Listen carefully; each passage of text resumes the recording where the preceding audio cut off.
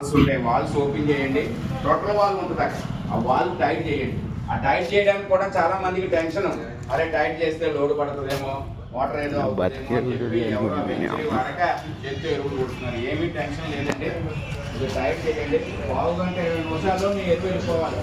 మీ drum బకెట్లోనో నీళ్లు ఖాళీ అవ్వగానే, ఎరువులు ద్రావణి ఖాళీ అవ్వగానే మళ్ళీ టోటల్ వాల్ ఫ్రీ చేయండి.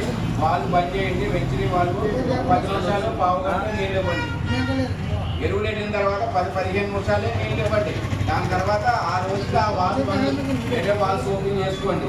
ఎరువులు వెళ్ళిన తర్వాత నీళ్ళు ఫ్రీ అయినో కరెంట్ ఫ్రీ అయినో నేను ఇంకో 2 గంటలు నీళ్ళు ఇస్తానంటే నా ఎరువులు వెళ్ళి ఫ్రీగా ఈ అడుగున్నరలోనే నా నీళ్ళు ఎరువులు ఆపాలి అంటే మీ దగ్గర రిమోట్ కావాలి. ఆ రిమోటే గేట్ వాల్స్. ఎక్కడికెక్కడ కంట్రోల్ వాల్స్ ఉన్నాయి కదా, మన కంట్రోల్ వాల్స్ అన్నీ ఓపెన్ చేసి కరెంట్ ఉన్నంతసేపు నడుపుతాను అంటే వేస్ట్. అందుకని ఇందాక మీకు ఆ బోధి కూడా ఒక లెక్క. ఆ బోధిలోనే ఉంటుంది ఆలుగడ్డ అల్లం. అక్కడే నీళ్ళు ఎరువులు ఆపుతున్నాం. మధ్యలో ఏమీ అవసరం లేదు. కాలంలో మీరు నడవడానికో, స్ప్రే చేయడానికో, లేబర్ తిప్పడానికో. సో 100% బెడ్ వస్తుంది. పైపు 2 వరుసలు వేస్తాం. 7 గంటలు పోతారు. రెగ్యులర్గా గ్యాప్ కూడా ఓడాలి. రోజు నేను నీళ్ళలో ముంచుతాను అన్నా అది మురుగు భాగం మొత్తం తెలుసు మీకు రాదు.